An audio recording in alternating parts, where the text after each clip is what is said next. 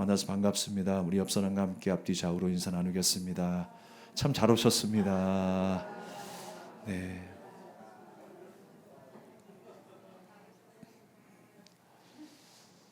오늘도 동일한 주님의 크신 은혜와 평강이 여러분이 위해 충만하기를 주님의 이름으로 축원합니다.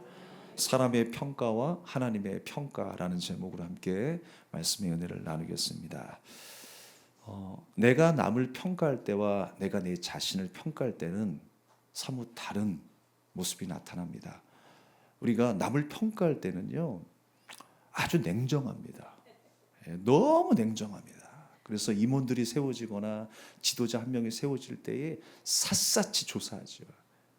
그리고 아주 냉정하게 평가합니다. 이 사람에게 자격이 있는지 없는지. 그리고 뭐 성격 따지고 또 본성을 따지고 뭐 성격이 잘못됐기 때문에 본성이 잘못됐기 때문에 이 사람이 게을러서 이런 실수를 범하고 이렇게 나가죠. 그러나 나를 평가할 때는요, 내가 실수했을 때는 어떻게 평가를 내리냐면, 상황이 좋지 않아서 내가 최선을 다했는데 상황이 좋지 않아서 이런 결과가 나왔다고 나에 대해서 너무나 관대합니다. 그렇게 여러 가지 환경이나 상황 탓으로 돌리기 쉽다라고 하는 것이죠. 그래서 상대방에게는 까다로운 잣대를 내세우고 나에 대해서는 관대한 잣대를 내세운다라고 하는 것입니다. 사랑하는 여러분, 우리가 생각해 보면 누구나 완벽한 사람이 어디 있겠습니까? 이런 사람이 우리의 왕이 되고, 이런 사람이 우리의 대통령이 되고, 이런 사람이 우리 교회의 목사가 되고, 이런 사람이 우리 구역의 구역장이 되면 좋겠다라고 하는 바람은 있지만 사람은 모두가 다 실수하기 마련입니다. 저와 같은 사람이 목사가 될 수 있을까 끊임없이 생각했습니다. 그러나 하나님께서 세우시고 그 사명을 제게 부여해 주셔서 감당하게 하셨어요. 여러분 모두도 마찬가지라고 생각합니다. 하나님께서 우리에게 직분을 주신 것, 내게 무슨 자격이 있어서가 아니라 하나님께서 은혜로 부어주셔서 주님의 나라의 아름다운 일꾼으로 쓰임받게 하시는 줄로 믿습니다. 오늘 본문의 말씀으로 돌아가면 백성들은 왕이 세워지기를 간절히 원하고 있었습니다.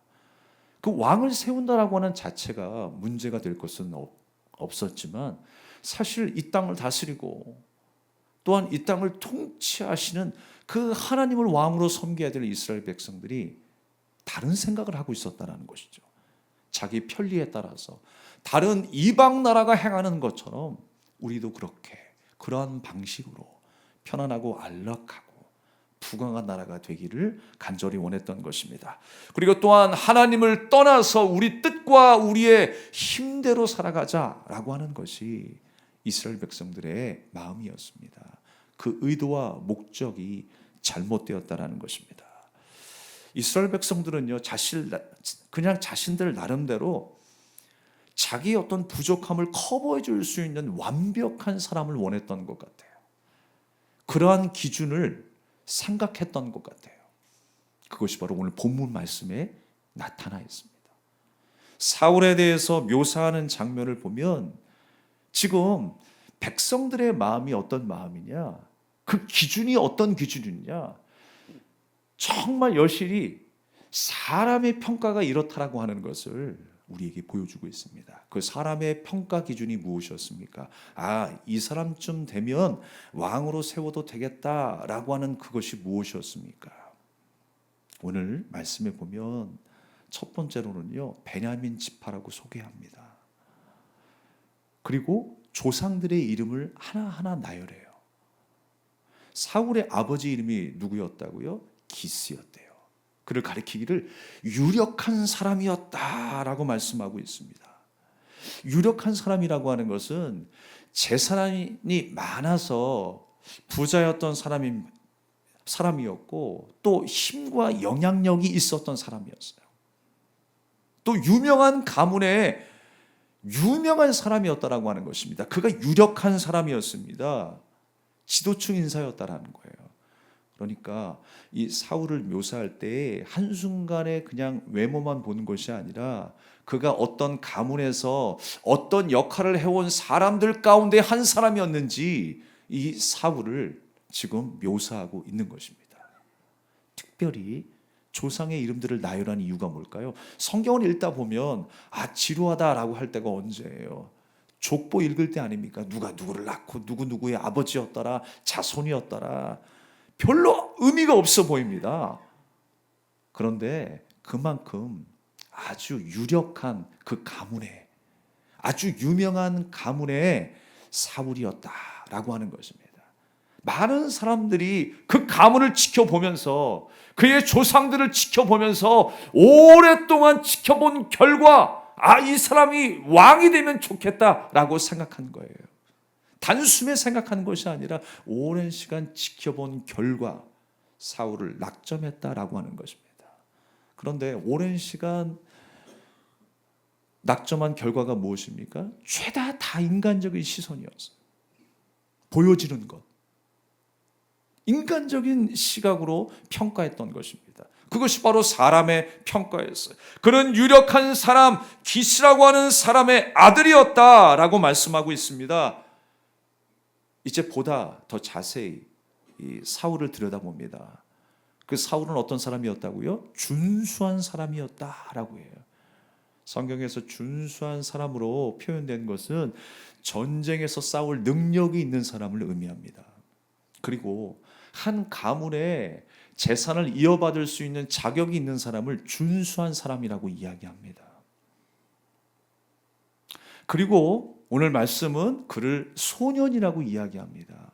아니 무슨 소년이 왕이 될 수 있습니까? 라고 생각할 수 있겠지만 젊다 또 소년이다 라고 표현된 것은요, 그 사람이 있어서 최고 전성기를 맞았다라고 하는 뜻입니다. 가장 힘이 셀 때 무엇인가 감당할 수 있는 능력이 있을 최고치의 그 시기, 그 전성기였다라는 거예요. 그러니까 이 사람은 우리의 왕이 될 자격이 있는 사람이야 라고 생각을 했습니다. 준수한 사람이야, 인생의 전성기에 있는 사람이야, 누구보다 뛰어난 사람이야 라고 생각했던 것이죠. 더불어서 사람보다 귀골이 장대해서 어깨 위에 키가 있었다라는 사울이었습니다. 다른 사람들보다 월등히 체력적으로, 외모적으로, 가문적으로 준수했던 그 한 사람 사울을 왕으로 세우기로 생각했던 것입니다. 오랫동안 지켜보면서 그 한 사람을 낙점하게 된 것이죠. 그것이 바로 사람의 기준이었어요. 백성들이 매력적으로 느낄 만한 요소는 다 갖다 놓은 겁니다. 여러분이 생각하는 그 요소들은 무엇입니까? 우리가 배우자를 위해서 간절히 여러 가지 기도하죠. 우리가 정말 외모도 좋겠지만 정말 우리가 기도해야 될 것이 무엇일까요? 마음과 마음이 만나, 사람과 사람이 만나 우리의 시선이 하나님을 향하여 더 뜨겁게 나갈 수 있는 아름다운 관계를 이루기 위하여. 제가 너무 복잡하게 말씀드렸습니까? 무엇인지 여러분 이해하실 거예요. 정말 우리가 신앙으로 하나가 돼서 아름다운 하나님이 기뻐하시는 가정을 이룰 수 있게 해달라고 기도해야 되지 않겠습니까? 어떤 고난이 와도 우리가 하나님의 말씀을 포기하지 아니하고 하나님 예배하기를 포기하지 아니하고 주님 오실까지 그 믿음으로 살아가기를 소망하는 한 사람을 만나게 해달라고 기도해야 되지 않겠습니까? 쌍꺼풀의 유무가 뭐가 중요하겠어요? 키가 180이 됐든 160이 됐든 뭐가 중요하겠어요?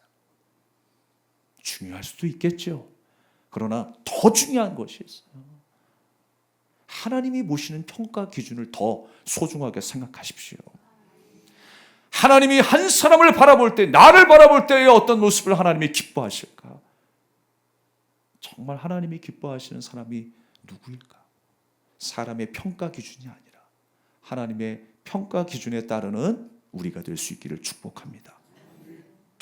그래서 여러분, 하나님이 쓰시는 일꾼은 누구일까요? 맡은 자의 구할 것은 자기 영광이 아니라 자기 자랑이 아니라 충성이라고 했어요. 그 충성이 어디에 대한 충성일까요? 하나님께서 내게 베풀어 주신 은혜에 대한 충성이에요. 값없이 불러주셨으니 감사밖에 더 나와요. 우리가 감사한 거예요. 자격이 있어서가 아니라 자격 없는 나를 불러주셔서 하나님의 일꾼으로 삼아주셨으니, 왕같은 제사장으로 삼아주셨으니 하나님 앞에 영광과 찬송을 올려드리는 충성입니다. 그 겸손함을 유지하는 것이 충성입니다. 그 하나님의 은혜를 날마다 찬양하는 것이 충성인 것입니다. 우리가 또한 하나님께서 맡겨주신 그 사명의 자리를 떠나지 아니하는 것, 충성입니다. 날마다 예배의 자리, 기도의 자리를 떠나지 아니하는 저와 여러분이 될 수 있기를 바랍니다. 오늘 그야말로 왕으로서 이 사울은요, 완벽한 조건을 가진 사람이었습니다. 사람의 눈에는 완벽한 조건이 있었습니다. 그러나 그가 하나님을 의지하지 않는다면 어떻게 될까요? 다 무용지물이 되는 것입니다. 귀골이 장대한 것도, 그가 태어난 가문도 아무런 의미가 없는 거예요. 그가 준수한 소년이고 힘이 있고 지혜가 있을지라도 하나님과 함께하지 아니하면 다 무용지물이 될 수 있다라고 하는 것입니다. 결국 우리를 위하여 싸우신 분은 누구십니까? 바로 하나님이세요. 사울이 나중에 하나님이 동행하셔서 이스라엘이 승승장구하는 은혜를 경험하죠. 싸움만 나가면 승리하는 거예요. 백성들이 얼마나 환호했겠습니까? 그러나 어느 순간에 그가 하나님을 떠나서 하나님이 후회하실 만큼 하나님의 뜻에 살지 못할 때에 그는 점점 쇠락하고 말았습니다. 하나님의 은혜 가운데 살아가는 인생이 정말 하나님이 기뻐하시는 한 사람인 줄로 믿습니다. 사랑하는 여러분, 다시 말씀드립니다만 제가 자격이 있어서 이 자리에서 하나님의 말씀을 선포하는 것이 아닙니다. 저는요, 스스로 항상 이야기합니다. 성인아, 너는 평생 착각하면 안 된다. 은혜로 선 거야. 하나님의 말씀을 대언하는 자격이 있어서가 아니라 은혜로 나를 부르셔서 나를 세우셔서 평생 착각하면 안 된다. 여러분, 평생 우리는 착각하면 안 됩니다. 직분을 받은 것, 오늘 이 자리에 앉은 것, 다 은혜라고 하는 것입니다. 사실 내세울 것 다 내세우면서 자랑할 것이 많은 사울이었지만 그가 어느 지파였다라고 이야기합니까? 베냐민 지파였다라고 이야기를 해요. 가장 약한 지파 가운데 한 사람을 불러주셔서 무감각하고 무지했었던 한 사람을 깨워주셔서 주님이 동행하여 주셔서 왕으로 세우시고 전쟁 가운데 승리케 하신 것 아니겠습니까? 그게 하나님의 은혜잖아요. 하나님의 평가 기준은 어디에 있습니까? 그 은혜 앞에 무릎 꿇는 자, 충성하는 자에게 하나님의 평가 기준이 있는 것입니다. 감각 없는 자를, 무감각한 자를 하나님께서 불러주셨어요. 그냥 평범하게 살고 있었던 한 사람, 이 세상에 평범하게 살고 있는 많은 사람들이 있습니다. 여러분, 평범하다라고 하는 것을 어떻게 생각하십니까? 아무 일도 안 일어나는 것 같아요.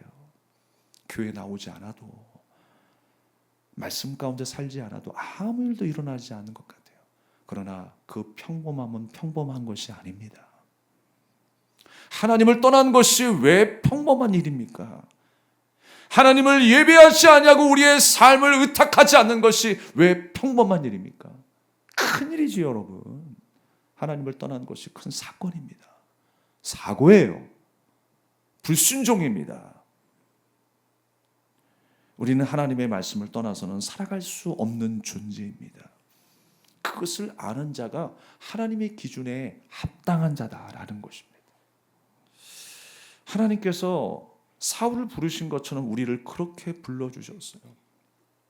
그러나 백성들은 하나님의 은혜를 기억하지 못합니다. 자기 눈에, 자기 현실에 만족이 되는 한 사람을 왕으로 세워주십사 하는 것입니다. 어느 날 이 사울의 아버지가 심부름을 시킵니다. 그 집에 있었던 나귀가 도망갔어요. 나귀가 길을 잃어버렸습니다. 열심히 찾아 헤맸는데, 사환을 동반해서 열심히 찾았는데 그 나귀를 찾지 못했습니다.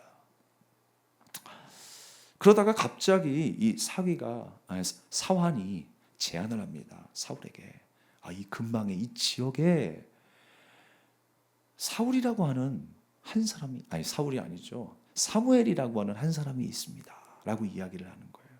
하나님의 사람, 선견자, 선지자가 있습니다 라고 이야기를 하는 거예요. 근데 그것을 사울은 알지 못했습니다.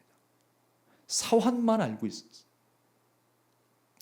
사실 여러분, 그 지역에 하나님의 선지자가 있다라고 하는 것은요, 그냥 평범한 일이 아니죠. 하나님의 말씀을 대언하는 한 사람이 있다는 것은 온 동네에 퍼져나갈 일이었습니다. 그럼에도 불구하고 어떤 사람은 하나님의 말씀에 관심을 가지고 살아가고, 어떤 사람은 하나님의 뜻과 무관하게, 말씀과 무관하게 살아가는 사람이 있더라라고 하는 거예요. 같은 교회 공동체 안에도 무감각하게 사신 분들이 있을 겁니다. 저는 바라옵기는 우리 베들의 공동체 가운데에 무감각한 사람들이 한 사람도 없기를 원합니다. 하나님의 마음을 알고, 내게 주신 사명을 알고, 나를 부르신 하나님의 그 목적과 뜻을 분명히 알고 깨어 있어서 살아가기를 간절히 소망합니다. 나하고 무슨 상관이야 라고 생각하면요, 정말 일할 사람들 한 사람도 없을 거예요. 그게 나하고 무슨 상관이야, 누가 하겠지 라고 생각합니다. 어떤 한 사람이 그 자리를 차지하고 그 일들을 감당하겠지. 나는 부담이 돼서 못하겠어. 시간이 없기 때문에. 내가 정말 가정의 대소사가 얼마나 많은데, 자녀도 돌봐야 되고, 우리 가족들을 돌아봐야 되고, 지금 내 현실이 얼마나 절박한 상황인데 교회 가서 내가 그렇게 봉사할 수 있겠어, 예배 드릴 수 있겠어, 할 수 없어 라고 단정합니다.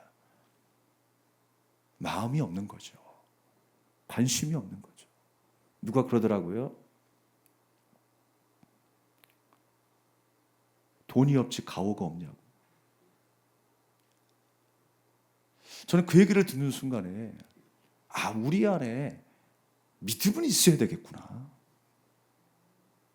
내가 아무것도 없을지라도, 자랑할 게 없고 내세울 것이 없을지라도 하나님이 나를 성도로 부르셨잖아요. 그리스도인으로 부르셨잖아요. 그러면 그 안에 믿음은 있어야 되잖아요. 사모함은 있어야죠. 말씀을 사랑하는 마음은 있어야죠. 그게 정상 아니겠습니까? 주님 뜻대로 살기로 했네, 우리가 그렇게 고백하며 하나님 앞에 회개하며 돌아오지 않았습니까? 주님의 백성으로, 주님의 일꾼으로 살겠노라고 결단하며 직분도 받지 않았습니까? 그렇게 고백하며 우리가 하나님을 찬양하며 예배하지 않았습니까? 그 예배 시간들은 다 어디 갔습니까? 여러분, 그 감격과 그 설렘이 다시 한번 주님을 기다리는 이 대림절에 여러분 마음 깊은 그곳에 뿌리 내릴 수 있기를 주님의 이름으로 축원합니다. 아멘. 그래서 여러분, 이 나귀라고 하는 것은요, 사실 우리가 생각해 보면 방향을 잘 찾는 동물이래요. 그래서 사막이나 험한 곳에서도 무거운 짐을 싣고 그 방향을 따라 잘 가는 게 나귀래요. 근데 오늘 본문 말씀에 나귀는 어떻게 나타나 있습니까? 길을 잃은 나귀로 나타나 있어요. 잘 가야 할 나귀가 잘 가지 못하고 집을 찾지 못하고 광야 한복판에서 방황하고 있는 거예요. 길을 잃었어요. 이 나귀는요, 방황하고 있는 이스라엘의 모습을 아주 정확하게 대변하고 있습니다. 이스라엘 백성들의 정확한 방향은 어디여야 했어요? 왕을 찾고 자기 눈에 보기에 좋은 한 사람을 기준 삼고 평가하는 것이 그들의 바른 방향이었습니까? 그렇지 않죠.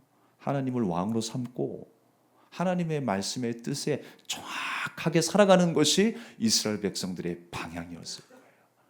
그런데 하나님께서 의도적으로 나귀가 길을 잃게 만드시는 거예요.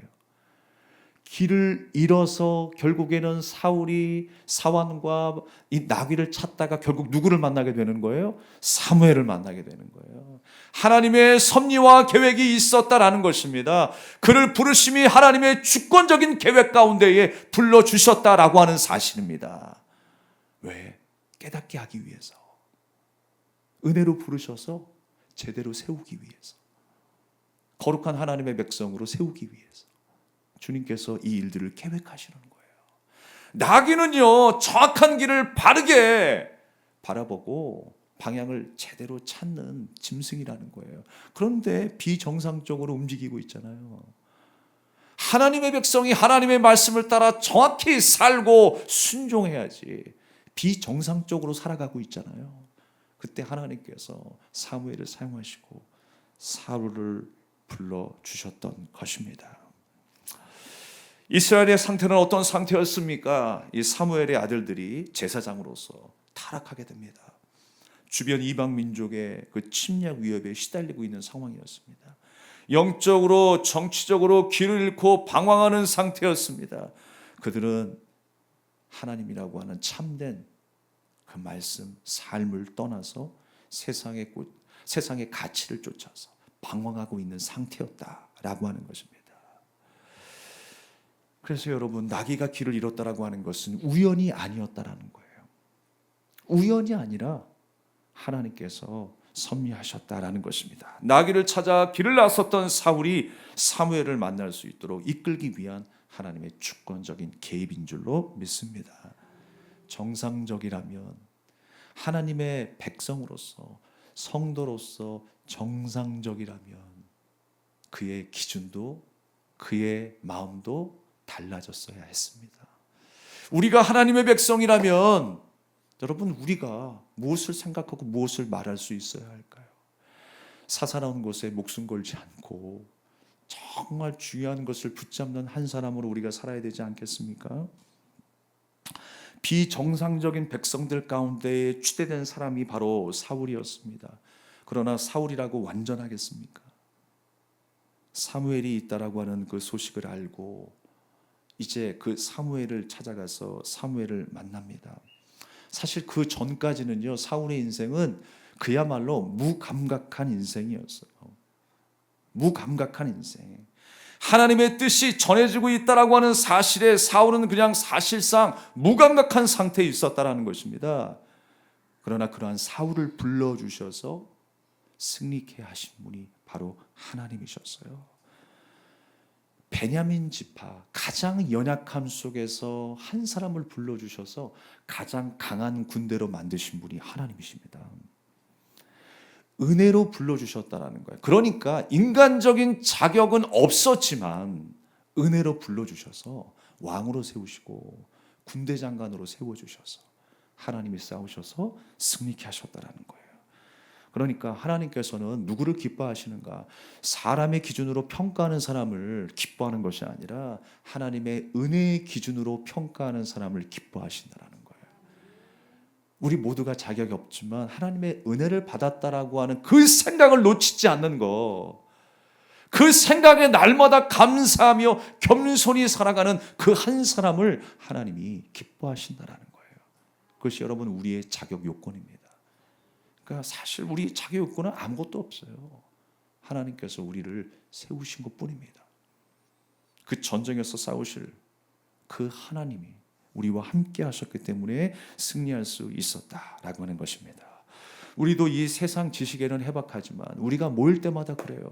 공동체 가운데 또 예배를 드리며 어떤 만남을 가질 때도 그렇습니다. 세상의 지식에 대해서는 해박합니다. 건강 지식에 대해서는 벌써 박사학위 몇 개를 따셨을 거예요. 근거가 있는지 없는지는 모르겠지만 세상 처세술에 관해서는 해박한 지식을 가지고 있는 사람이 있어요. 그런데 안타까운 것은 하나님의 말씀과 연결되는 말이 하나도 없어요. 저는 우리 공동체 가운데에 그런 일이 없기를 원합니다. 하나님의 마음을 가진 어떤 느낌은 하나도 없어. 여러분, 말씀을 유창하게 내가 암송하거나 성경적 지식이 해박해서 그런 게 아니에요. 정말 그가 하나님을 사랑하고 있는가? 이 교회를 향한, 이 성도를 향한 하나님께서 우리에게 주신 그 비전을 조금이라도 이해하고 있는가? 내가 그 공동체에서 감당하고 있는 그 사역에 조금이라도 내가 동참하고 있는가? 하나님의 마음을 가진 자로 살아가고 있는가? 여러분, 그거 점검하셔야 합니다. 세상 지식으로 해박하면 뭐 하겠습니까? 이렇게 살면 잘 살 수 있고 이렇게 살면 건강하게 살 수 있다라고 하는 거 여러분 인터넷으로 두드리면 다 나와요. 그런 얘기하다가 여러분 우리가 헤어지면 얼마나 이 공동체가 무의미한 공동체가 됩니까? 우리 베델교회는 달라야 합니다. 우리 구역은 달라야 합니다. 그래서 정말 우리 베델교회 성도들은 건강한 신앙을 가진 성도가 되었으면 좋겠어요. 2026년 대망의 새해를 바라보면서 정말 새해는 내가 하나님의 마음으로 그 뜨거운 열정으로 내가 살아내야 되겠다. 이런 마음과 각오로 사시기를 주님의 이름으로 축원합니다.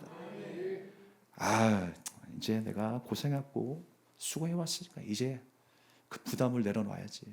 이제 다른 사람이 하겠지가 아니라 무엇을 감당하든지 무엇이 맡겨지든지 충성하며 감사함으로 감당해내시기를 소망합니다. 그렇습니다, 여러분. 사소한 일에 우리가 목숨 걸지 않았으면 좋겠어요. 살아가는 일을, 또 가정의 일, 직장의 일을 내가 사소하다라고 말씀드렸지만 하찮다라고 이야기하는 것이 아닙니다. 다 중요한 일들입니다. 그러나 그 중에서도 더 중요한 일이 있다는 거예요. 하나님과 나와의 관계입니다. 그 영적인 관계를 단단하게 하셔야 합니다. 하나님을 신뢰하고 하나님을 따르며 하나님을 경외하는 삶 가운데에 우리의 가정과 생업의 모든 일들이 연결되어야 돼요. 상관없는 것이 아니라 상관이 있습니다. 하나님이 돌보시고 하나님께서 은혜로 불러주셨으니 하나님의 도우심을 받고 살아야죠. 사울이요, 하나님의 도우심 속에 살았던 때는 승승장구했습니다. 그러나 그가 교만해서 하나님의 뜻을 떠났을 때는 쇠락의 길로 떨어졌어요. 하나님께서 바라보시는 평가의 기준은 사람의 능력이 아닙니다. 얼마나 주님을 경외하고 주님의 뜻을 따르는가, 거기에 있습니다. 오늘도 여러분 이 말씀을 기억하시면서 우리의 눈이 열리고 우리의 귀가 열려서 날마다 하나님의 말씀 앞에 순종하며 살아가는 우리가 될 수 있기를 축복합니다. 하나님을 더 의지하고 알아가야 하는 게 성도의 본분 아니겠습니까? 거기에 우리의 마음을 다해야 되죠. 이제 수양관 얘기를 가끔 합니다만, 수양관에 가게 되면 우리 권사님들, 집사님들이 가장 즐겁게 하시는 일들이 있어요. 쑥을 캐는 일들과 다슬기를 잡는 일입니다. 그래서 강가에 나가셔서 다슬기를 잡을 때는 몇 번이나 주의를 줍니다. 왜냐하면 위험하니까요. 그래서 구명조끼를 대여해서 입어라. 그리고 너무 깊은 데 가지 마라. 너무 욕심내지 맙시다 라고 이야기를 합니다. 한 3, 4년 동안 통계를 보면요, 다슬기를 잡다가 돌아가신 분이 한 6, 70명 된대요. 깜짝 놀라셨죠? 타지에서 관광객으로 온 사람이 다슬기를 잡다가 죽는 게 아니고요, 원주민도 죽어요. 원주민도. 그 지역을 다 알고 깊이도 다 아는데 오직 다슬기에만 집중하다 보니까 급물살에 그냥 쓸려가는 거예요. 그러다가 죽는 거예요. 급물살에 쓸려가 버려요. 어디에 집중하니까? 다슬기에만 집중하니까. 지금 상황이 어떤 상태인가 그냥 이제 다 잊어버리고 다슬기에만 집중하는 거예요. 우리는 지금 무엇에 집중하며 살아가고 있습니까? 사람이 보는 그 외모의 평가에 집중하며 살아가고 있습니까? 세상 사람들이 그토록 원하고 있는 그 성공주의에 빠져서 우리는 살아가고 있습니까? 우리가 집중해야 될 것이 무엇입니까? 그 모든 일들을, 그 모든 일에 앞서서 우리가 집중해야 될 것은 바로 하나님의 말씀입니다. 우리를 성도로 부르셨잖아요. 하나님 나라의 백성으로 우리를 불러주셨잖아요. 우리가 집중해야 될 것은 바로 하나님의 말씀이라고 하는 것입니다. 교회에서 무슨 일을 주관해도 나와 상관없는 분들이 계십니다. 내가 아니어도 일할 사람이 많다라고 생각할 겁니다. 그러나 그렇지 않습니다. 이 말씀을 듣고 있는 분들은 누구이십니까? 바로 여러분들이십니다. 이 말씀을 지금 현재 듣고 있는 사람이 중요한 사람들이에요. 여러분, 하나님께서 여러분을 그렇게 불러내셨어요. 그리고 이 말씀을 듣게 하시는 거예요. 그리고 그 일들을 감당하게 하셨어요. 그런데 내가 자격이 있어서 자격이 없어서 하고 못하고가 아니라 하나님의 그 은혜 앞에 우리가 순종해야 한다는 것입니다. 우리가 순종하게 될 때에 하나님께서 일하시는 거예요. 하나님께서 열매 맺게 하시는 거예요. 하나님께서 싸워서 승리케 하시는 줄로 믿습니다. 그 하나님의 주권적인 역사로 나를 불러주셨지 내 자격에 의해서 내 모든 환경에 의해서 하나님이 불러주신 것이 아니다라고 하는 것입니다. 사랑하는 여러분, 우리는 이제 좀 성장할 때가 왔습니다. 내 자신을 가만히 들여다보세요. 나는 아직 새 가족의 모습을, 새 가족의 때를 못 보았구나. 아니면 나는 지금 어머니의 마음을 가지고 있구나. 나는 지금 친구의 마음을 가지고 있구나. 섬기는 자의 마음을 가지고 있구나. 우리는 이제 좀 성숙으로 가야 합니다. 언제까지 우리가 우유만 먹고 엄마 젖만 달라고 때를 쓰겠습니까? 하나님 이거 주세요, 저거 주세요. 왜 하나님 내 앞에 이런 일들이 일어납니까? 불평과 원망 속에서. 언제까지 우리가 새 가족으로만 살 거예요? 일꾼으로 사시기 바랍니다. 성숙한 하나님의 자녀로 사시기 바랍니다. 그래서 여러분, 교회 안에 일어난 모든 일들은요, 이제 나의 일이라고 생각하셔야 돼요. 함께 따라하겠습니다. 교회의 일은 나의 일이다. 하나님의 일은 나의 일이다. 내 이웃의 일은 나의 일이다. 그게 바로 지체의식이고 하나님의 백성의 마음 아니겠습니까? 우리가 언제까지 항상 젖먹이 신앙으로 살 수 있겠습니까? 그럴 수 없다라고 하는 거예요. 교회 다닌 지가 몇 년인데 아직도 모든 일이 부담입니다. 나는 못하겠습니다. 라고 시간만 보내겠습니까? 그 시기가 언제일까요? 자격이 있어서가 아니라니까요. 성격이 좋아서가 아니라니까요. 여러분, 우리는요, 다 한 성격 하는 사람들이에요. 알고 보면 다 한 성격 합니다. 그렇게 연약하고 부족함에도 불구하고 하나님이 쓰시겠다고 우리를 부르셨어요. 자격을 논할 게 아니다라고 하는 것입니다. 누구에게 리더십이 있고 누구에게는 뭘 리더십이 없어서가 아니라 하나님이 하시겠다라는 거예요. 주가 쓰시겠다 하라. 주님이 우리를 부르셔서 역사하시겠다라는 거예요. 그 은혜가 우리에게 자격이 된 것입니다. 아직도 여러분 중에는 인사 한번 나눠보지 못한 우리 성도님들도 계실 거예요. 교회가 어떻게 돌아가고 있는지, 교회에 어떤 문제가 있는지, 우리 믿음의 지체들 가운데에 어떤 기도 제목이 있는지 모르고 지나치신 분들이 많을 것입니다. 아직까지 성경조차도 찾기가 힘든 분들이 계실 거예요. 감각 있는 자가 되십시오. 하나님의 말씀을 가까이 하고 하나님의 마음이 무엇인가 감각 있는 자로 사십시오. 사울은 지금 이 세상이 어떻게 돌아가고 있는지 하나님의 사람이 그 성읍에 있어도 하나님의 말씀을 듣지 못하고 하나님의 뜻을 이해하지 못하는 채 하루하루를 살아가고 있었어. 그냥 자기의 잘난 멋만 있는 거죠.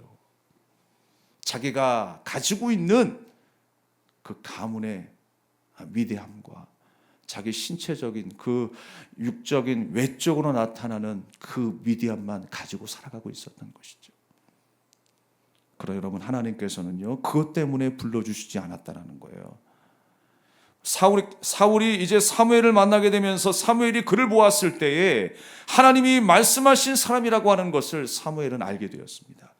그래서 그에게 이야기합니다. 이제는 나귀에 대한 고민을 지워버리고 더 큰 곳으로 하나님께서 채울 것을 권면하며 그 일에 쓰임받을 것을 사무엘이 이야기합니다. 사소한 일들은 털어버리고 원대한 하나님의 사역들로 채우라라고 하는 것이었습니다. 그 말의 의미가 무엇인지 사울은 알게 되었어요. 한 나라의 왕으로 세워진다라고 하는 사실 앞에 사울은요, 자격 없는 내가 왕이라니요. 어떡해요? 자격 없는 내가요? 사실 이때까지만 해도 사울은 참 겸손했던 것 같아요. 자격 없는 내가 어떻게 하나님 앞에 쓰임 받을 수 있겠습니까? 왕으로 세움을 받을 수 있겠습니까? 20절 말씀에 사무엘의 말 앞에 겸손히 반응을 했습니다.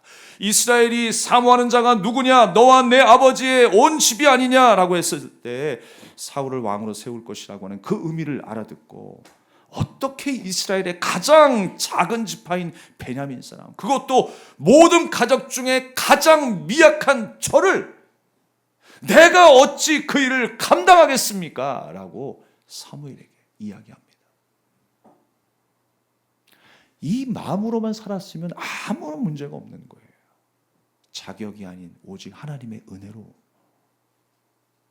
할 수 있다라고 하는 그 믿음만 있었으면 하나님께서 사울을 오랫동안 사용하셨을 것입니다. 그 사울과 그 나라를 하나님께서 축복하셨을 것입니다. 이 겸손을 끝까지 유지했다면 훌륭한 지도자로 성경에 기록되었을 것입니다. 그러나 어느 순간에 교만이 임하게 되죠. 하나님을 떠나게 돼서 하나님이 사울을 왕으로 세운 것을 후회하실 만큼 그렇게 나락으로 떨어지게 됩니다. 사랑하는 여러분, 말씀을 마치겠습니다. 사람의 평가와 하나님의 평가, 우리는 어디에 마음을 둬야 할까요? 사람의 평가가 아닌 하나님의 평가에 우리의 마음을 둬야 합니다. 나의 부족함을 알고 인정하는 사람은요, 세상에서 뭐라고 이야기하냐면 바보라고 이야기할 거예요. 뭔가 좀 부족한 사람이라고 이야기할 거예요. 그러나 여러분, 하나님 앞에서는 가장 존귀하고 아름다운 한 사람입니다. 가장 존귀하고 아름다운 한 사람.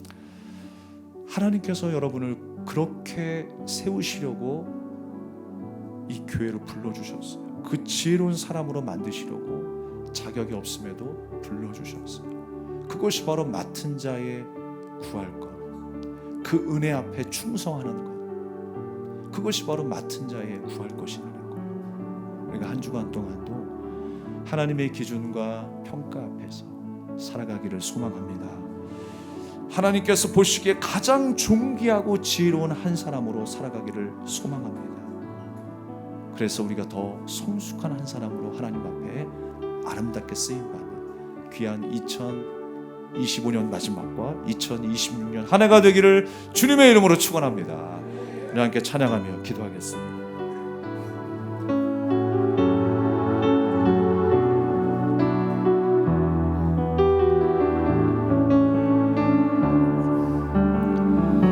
내 모습 이대로 사랑하시네.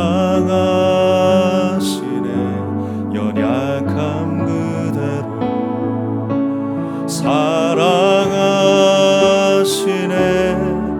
나의 모든 발걸음 주가 하시나니 날 인도하소서. 내 모습 이대로 사랑하시네. 연약함 그대로 사랑하시네. 나의 모든 발걸음 주가 하시나니 날 인도하소서. 주의 날개 아래 거하는 것, 주의 힘제 안에 거하는 것, 나의 가장 큰 소망, 나의 가장 큰 은혜, 주와 함께 동행하느니 주의 날개 아래, 주의 날개 아래 거하는 것,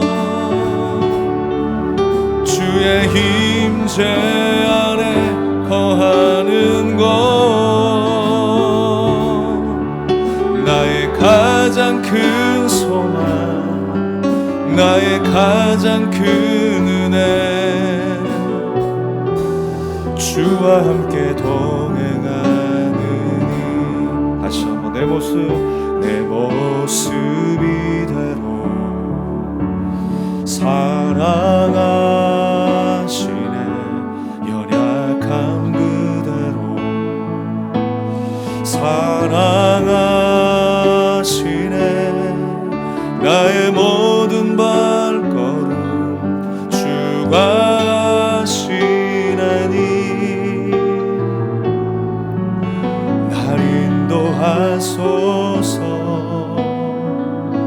내 모습 이대로 사랑하시네 연약함 그대로 사랑하시네 나의 모든 발걸음 주가 하시나니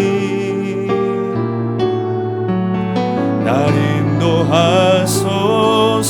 인도하소서 주의 날개 아래 거하는 것